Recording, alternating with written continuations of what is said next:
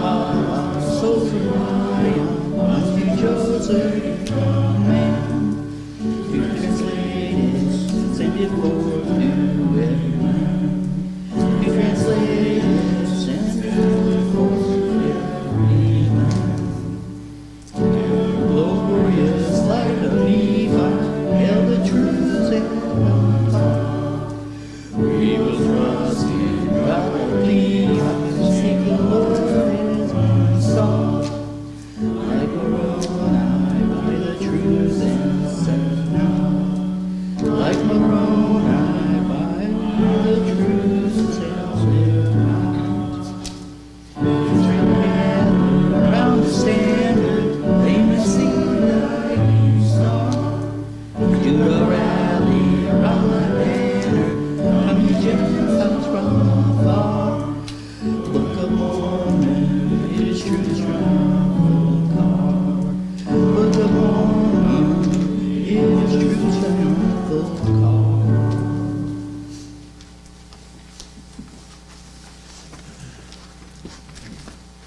Good morning. Again, I guess, we welcome you in the name of our Lord and Savior, Jesus Christ, and ask you for the next hour or so to close the door of your mind to the outside world. Let us sing hymn 171.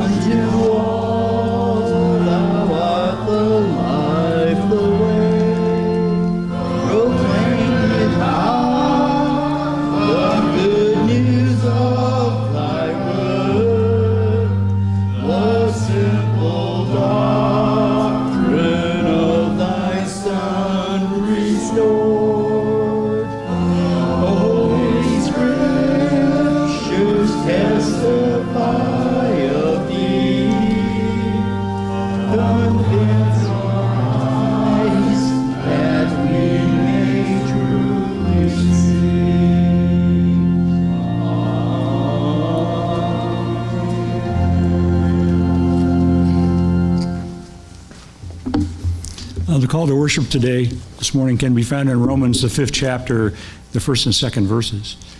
Therefore, being justified by faith, we have peace with God through our Lord and Savior, Jesus Christ, by whom also we have access by faith into this grace wherein we stand, and rejoice in hope of the glory of God. Next, we'll sing hymn 167.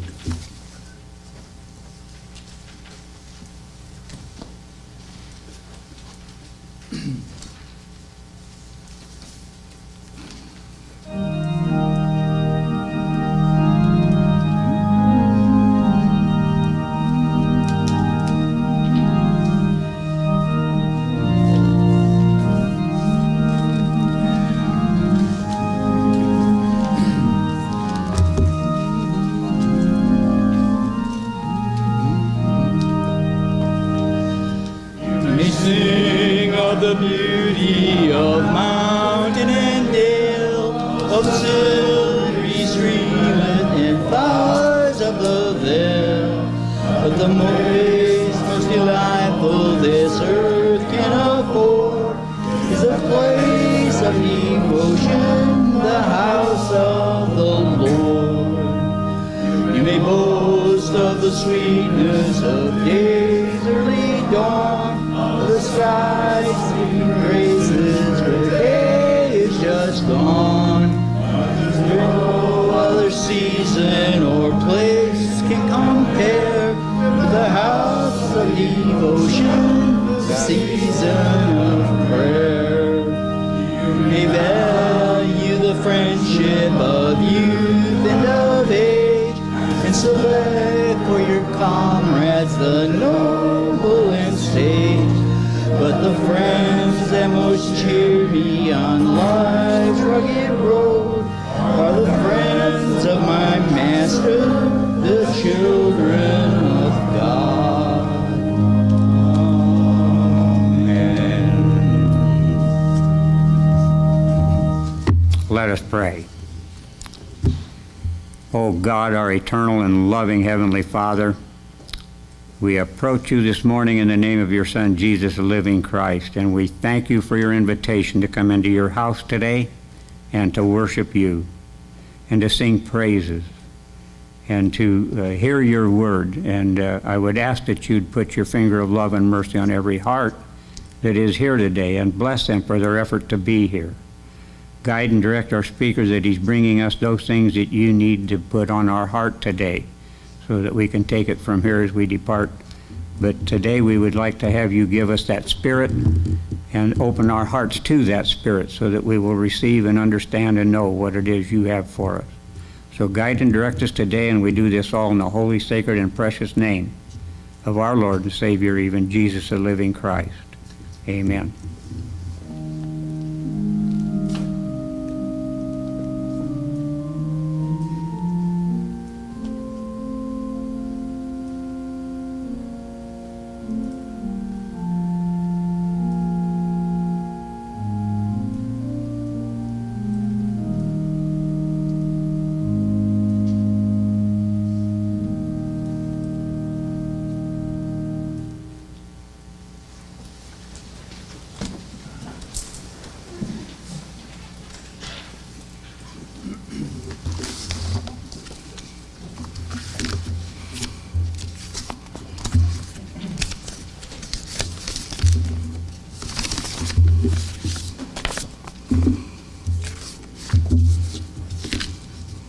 Good morning. I got some really cool smiling faces out there this morning, especially some of our younger folks. Really makes things nice. For your consideration this morning, I am sharing out of 2 Thessalonians, the first chapter, verses 2 through 12, which is almost the entire chapter, so bear with me. And I'd like you to really listen to this, because these verses are going to be the warp that I hope to weave my message about in a few minutes. Grace unto you and peace from God, our Father, and the Lord Jesus Christ.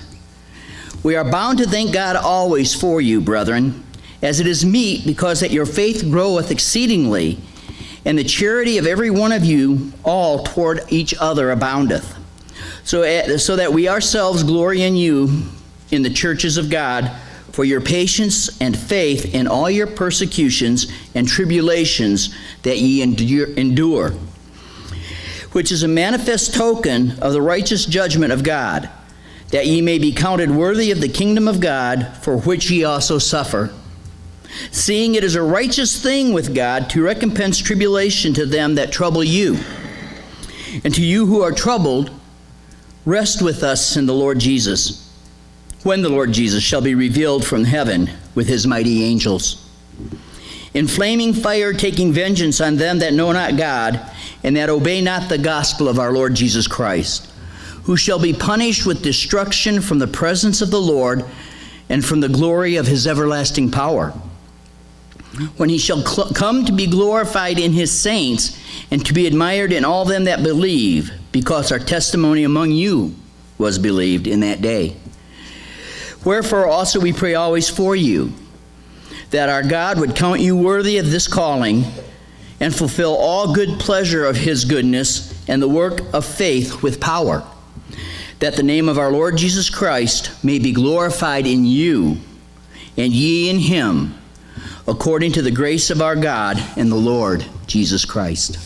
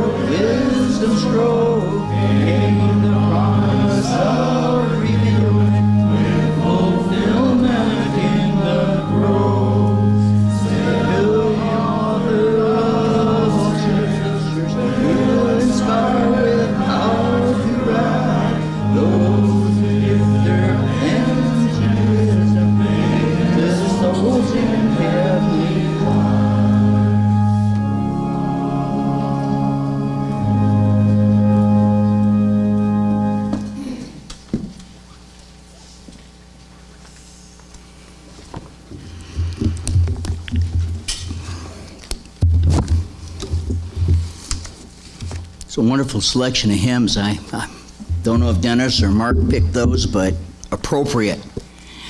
There's a line in that one we just sang about poets, preachers, saints, and scholars. Well, I might be something of a poet at times, but I don't know about the other three, so if you'll kindly bear with me this morning.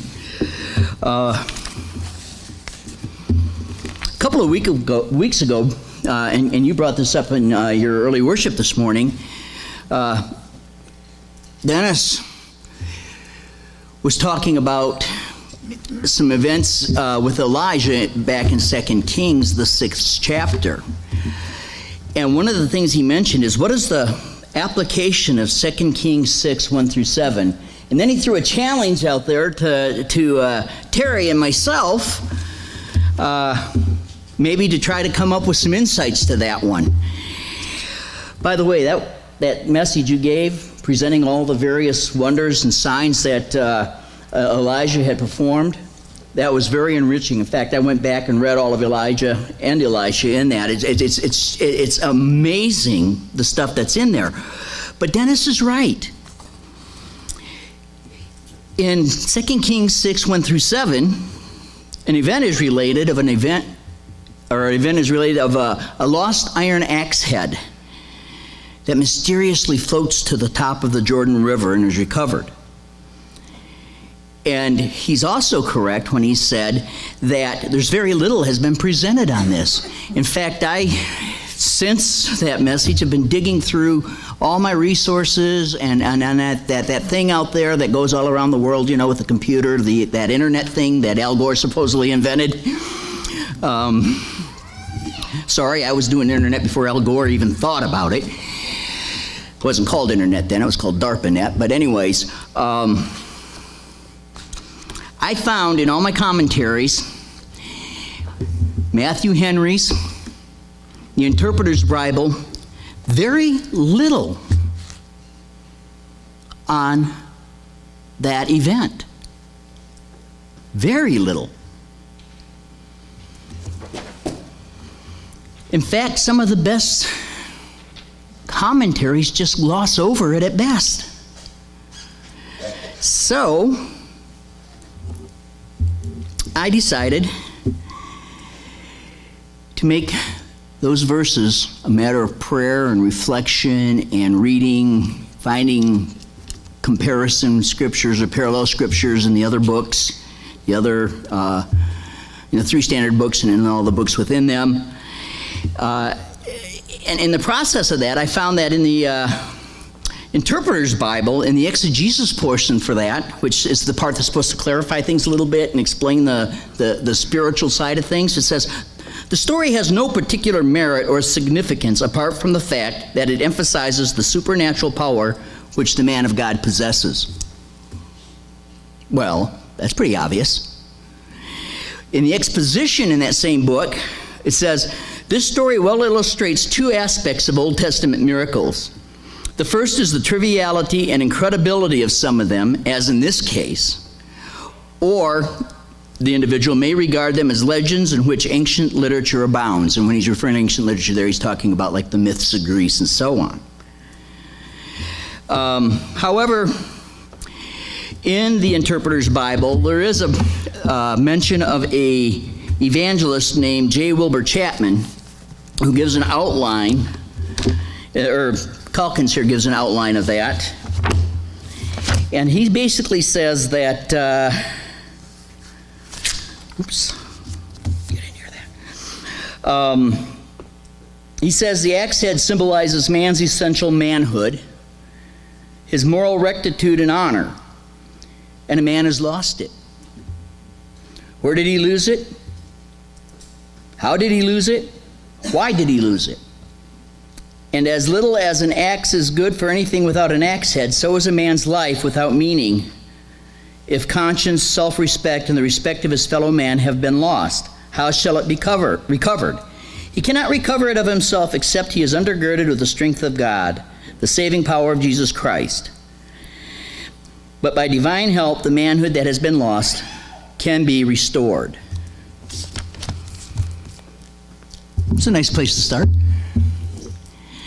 Unfortunately, I couldn't even find a copy of Chapman's original message. I would have loved to have delved into that and gotten more detail out of it.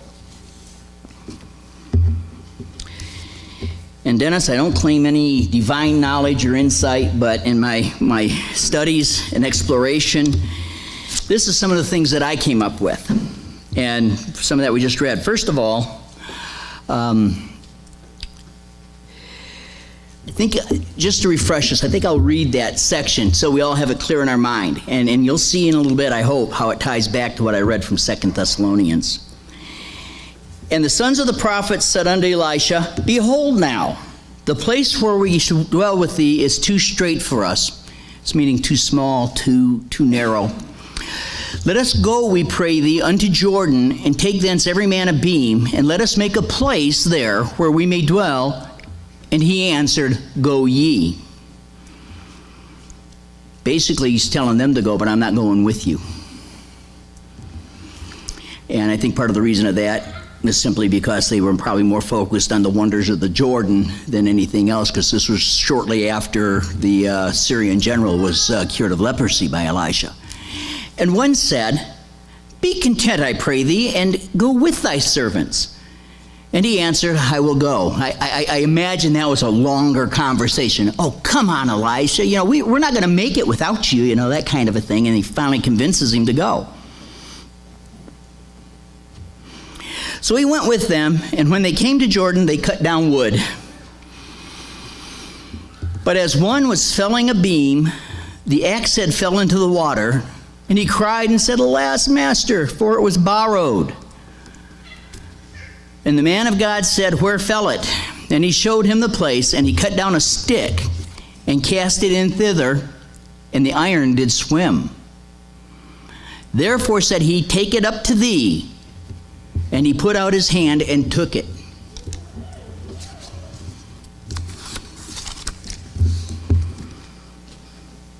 Like I said, Elisha isn't fully supportive of the group going down to Jordan. This is during the reign of King Joram and Jezebel, so it's not very supportive of God's prophets and people. So they're going from a place of relative seclusion to a place a little more popular with travelers. But there were a few around there, like Naaman, the Syrian general, who did as much as they could to help the sons of the prophets, which are simply disciples studying under Elisha.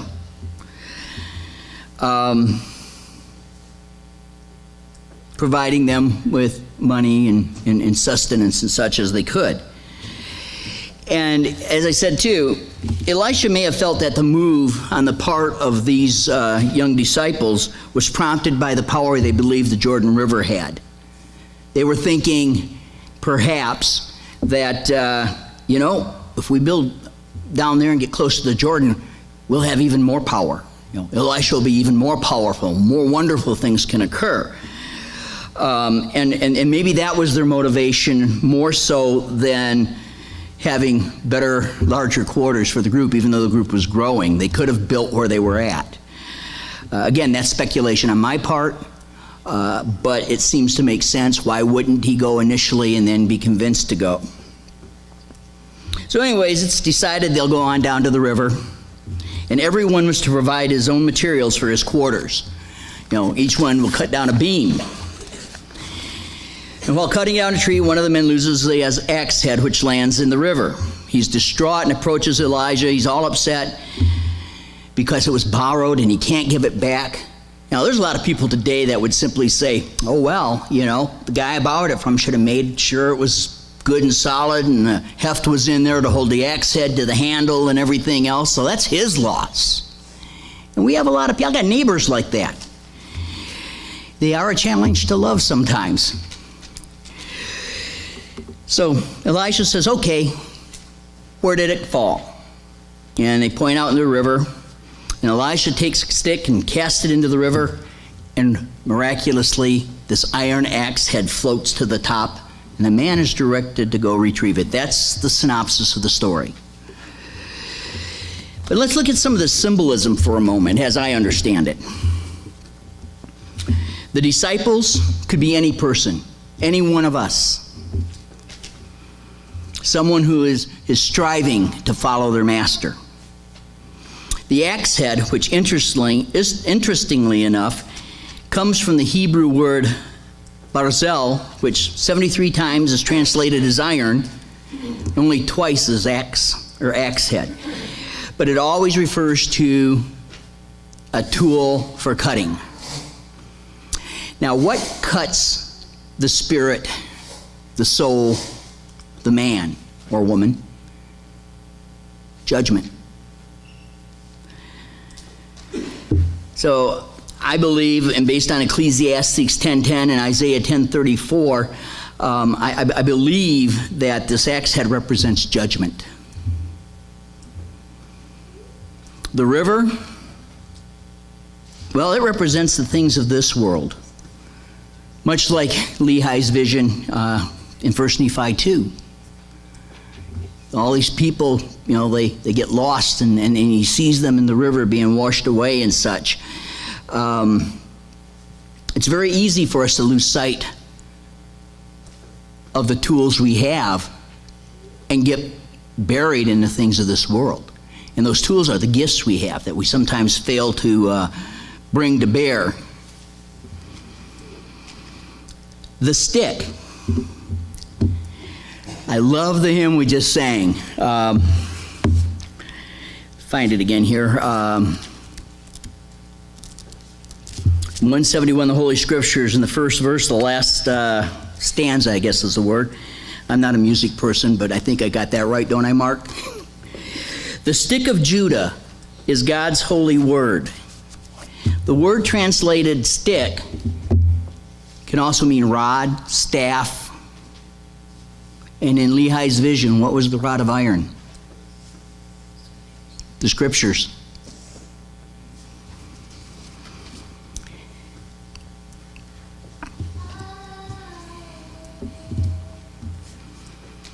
The concept of swimming and floating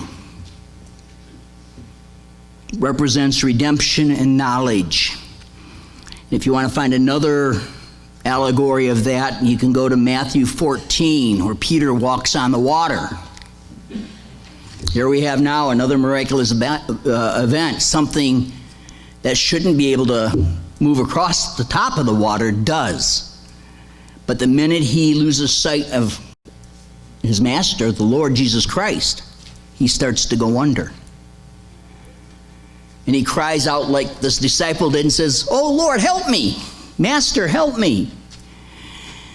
And Jesus reaches out and lifts him up and, talks about being of little faith. But Jesus brings Peter back. The axe head's brought back to the disciple that lost it. But all of this, here comes the application part, Dennis. All of this is God's doing. God's part of the story. Yes, the disciple turned and asked for the help. God's power raised that which was lost to the surface, brought it back within reach of the individual that lost it. But the individual still had to reach out and take it back, accept it, and then obviously take the efforts to put it all back together again so that it could be returned to the one who had loaned it. And all this relates to the character of man and his soul. How many of you think the soul is something that we have? Don't worry, you don't have to raise your hands. That's a common misconception. The soul is not something we have. It is something that we are. Doctrine and Covenants 85:4 clearly tells us that the spirit and the body is the soul of man. And then 85:4b through d tells us how that soul is redeemed. Now, there's a few people in here I know that Section 85 is one of their favorites. So let's take a look at that for a moment, if I can find it. Section 85:4, and I'm going to just read this whole thing to you.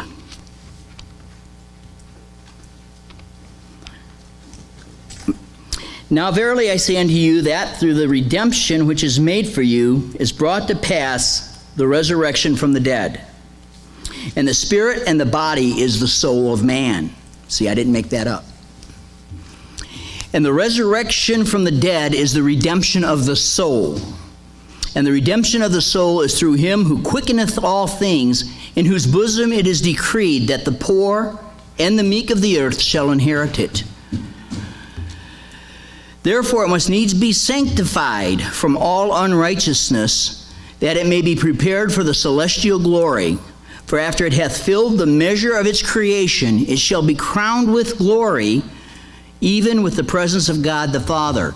Remember back in the 2 Thessalonians thing that I read? That Christ will be glorified in us and us in him. There it is. That bodies who are of the celestial kingdom may possess it forever and ever. For this intent was it made and created, that is our soul. And for this intent are they sanctified.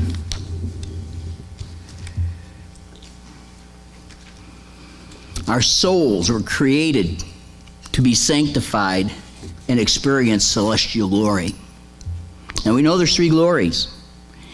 And I've heard people say, I'll be just happy to be in the telestial or the terrestrial, because that may be all I deserve. But isn't that selling yourself short a little bit? Isn't that giving up the wondrous gift that God really wants to give to you of celestial glory? So here's what's going on in my mind, in this whole thing with Elisha. We've taken on ourselves the name of Jesus Christ. And at the moment we were created, we were imbued with a part of the Holy Spirit.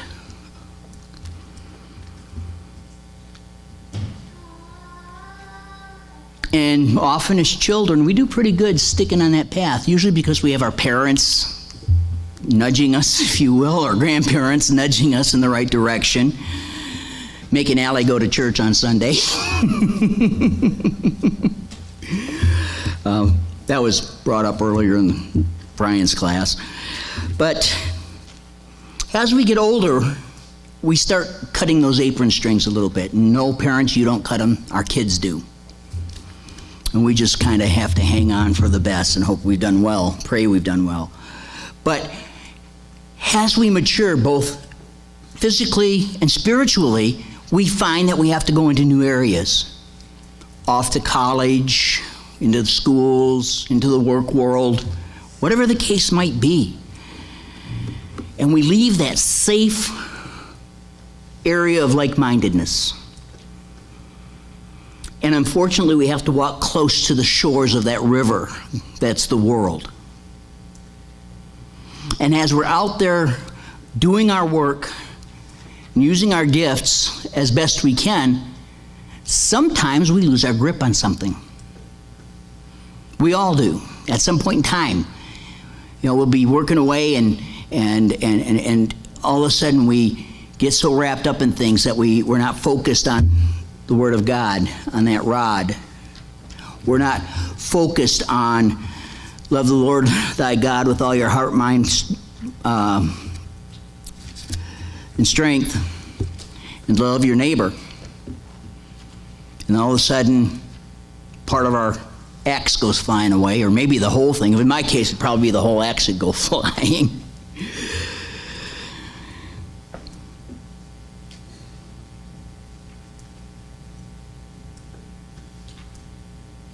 And in that moment, we've lost, at least for a time, that which God has given us. We've lost our grip on that spirit part of our soul. And that's what triggers the anguish in our lives. When we lose sight of those promises, when we lose sight of what the judgment and the mercy of God is, and we let that part of us go flying off into the river of the world, distracted by whatever it might be, rising to the top in a chosen profession, a certain specific degree in a certain field. When those become the priority in your life, even the television, Dennis, when they become the priority in your life, the cell phone, the video game, then the tools, those gifts, that spirit begins to slide out of your fingers because your hands and your mind are occupied with something else. Have you ever tried to carry 8 bags of groceries into the house and have 2 of them be a paper sack for some reason? I know when I've ever tried to carry that many, and I keep trying to convince Lane and Blake to carry less sometimes, something inevitably gets dropped. And we tend to hold on to the things we feel, that we touch, rather than the things that we don't feel. And you've heard people talk about grasping at air, grasping at straws. But when we lose grip of that axe head, which is that tool that has been borrowed, and part of that tool, which is the judgment and mercy of God, the soul suffers because part of it is disconnected. The body suffers because it is missing that which holds it strong and maintains its sanctification in the Lord.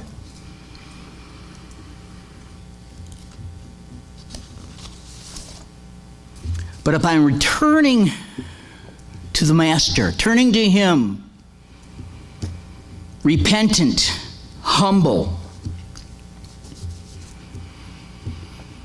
seeking His restoring love and mercy, reaching out for the cup of wine, if you will, for the piece of bread that restores us.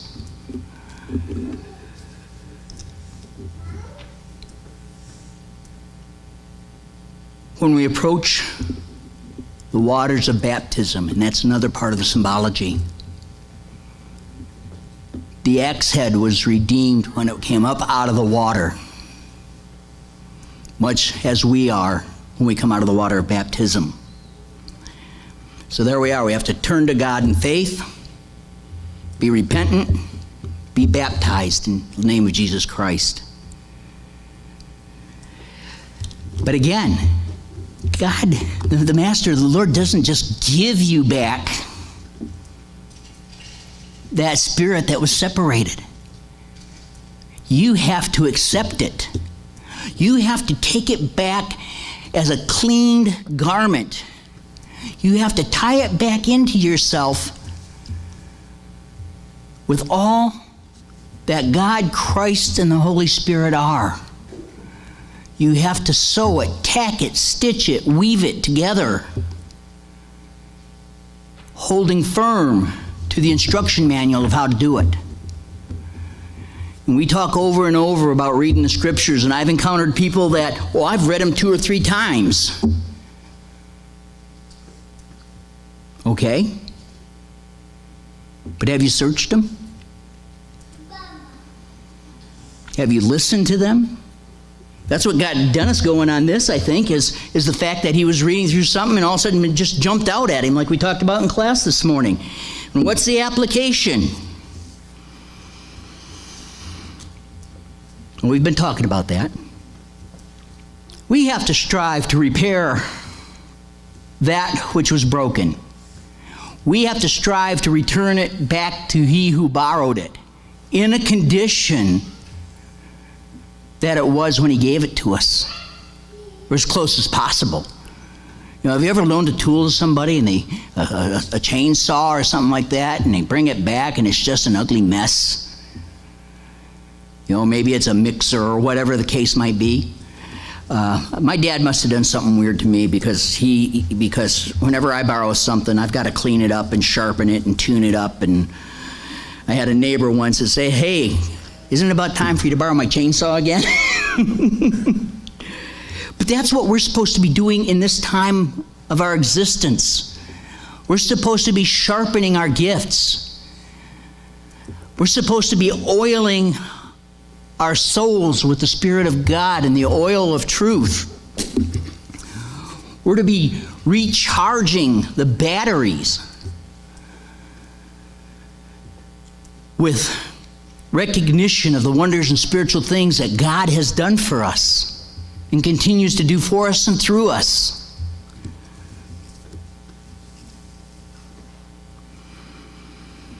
As we walk along that swirling stream out there that's called the world, we need to be holding on to this rod, this stick, which is the Word of God.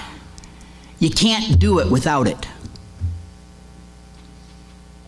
You can't make it to the celestial glory without this.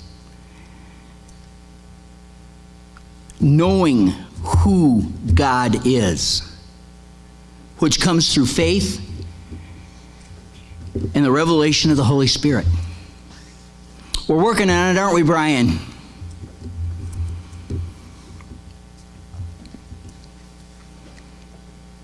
We have to make sure that we're checking all the parts per the owner's manual.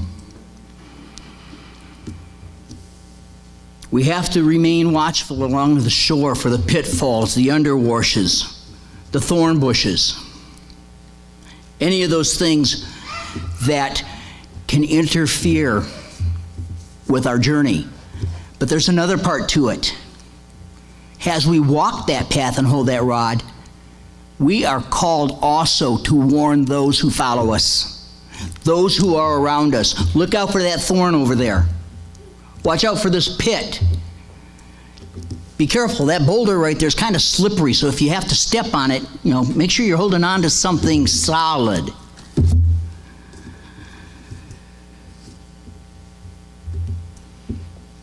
Work diligently, wisely, and watchfully.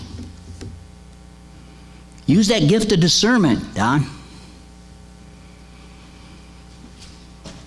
Use that interpretation of the hymns.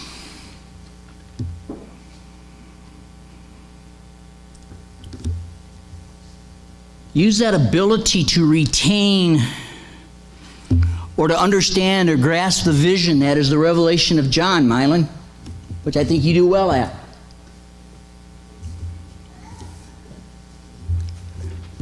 Use that gift of love and concern for others that you exhibit in the smile, Julie.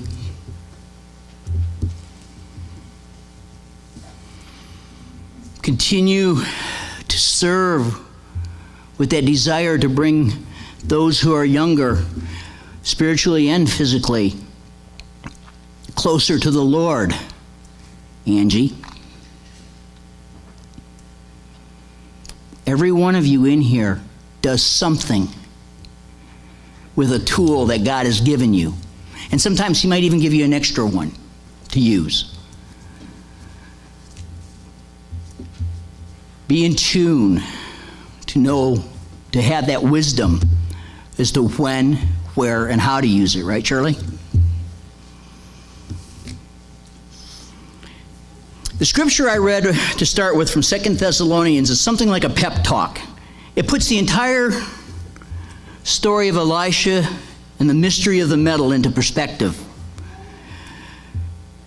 Those words that I read, take them to heart. And if you don't remember them, read them again and again until you grasp what he's saying. But the promise is that you have the opportunity to be in the glory of Jesus Christ and Him in you. For you to be able to glorify Him and through Him yourself be glorified in that last call. Hold fast to the rod. That's just the starting place. It's also an ending place. All you need to know is in here. And there are depths upon depths to be revealed. Cling to the promise. Don't let go of it. Especially some of you who are going out pretty soon on your own. Don't let the things around you suck you in and pull you down. Hold fast. Hold fast.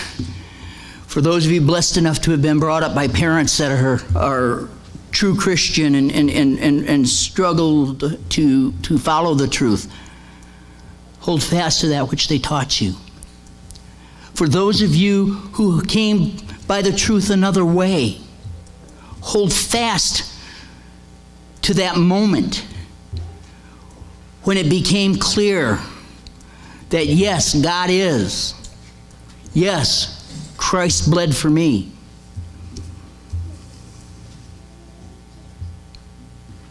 all that you've ever been, all that you are, all that you will be, all belong to God. Choices were yours and are yours, but judgment and mercy is His. And He will mete those out based upon the intent in your heart. Your true, deep desire to fear Him and work righteousness for Him.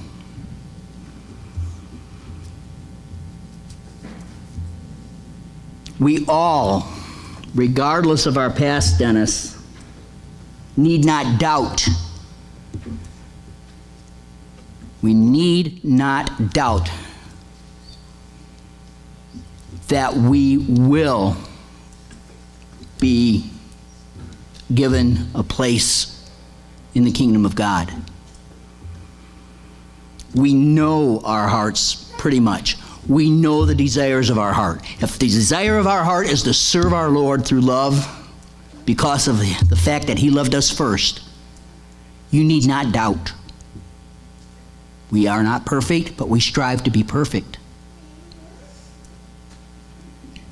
That which is past is washed away in the eyes of God when we repent. But we can also choose not to obey and suffer the consequences.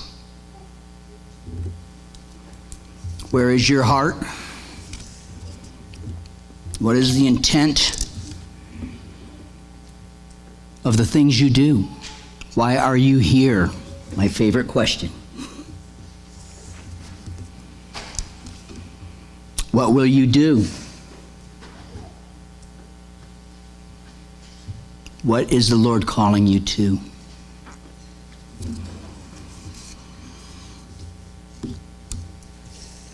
May you find His glory in and through your life and feel it shining within you. Reach out and take back the axe head that's floating on the water.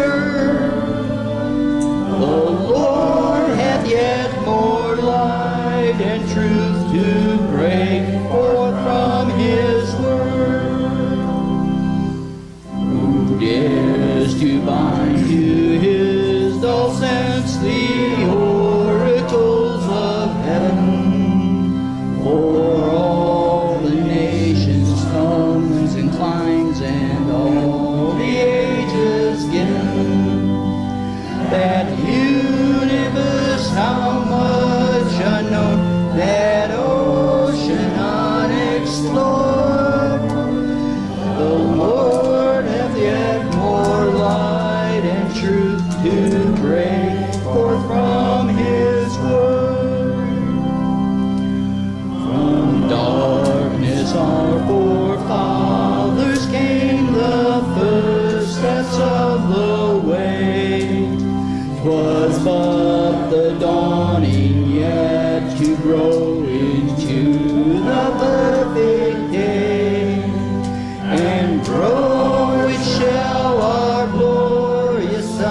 For food that raise up more, the Lord has yet more light and truth to break forth from His word. O Father, Son, and Spirit, send us increase from above. Enlarge, expand all Christian souls to comprehend Thy love, and make us all go on to know with no constant word, the Lord hath yet more light and truth to break forth from His word. Our gracious Heavenly Father, we thank you for this morning, for the opportunity to meet together and sit under your word. We pray that the information, the word that is brought to us this morning might resonate within us and increase our understanding of you. We pray for those who were not here this morning and that they might join us next week. And we ask that you would go with us, each of us, into the world, and to keep us from temptation, and to help us that we might always have you and your Son on our minds. We pray these things this morning in Christ's name. Amen.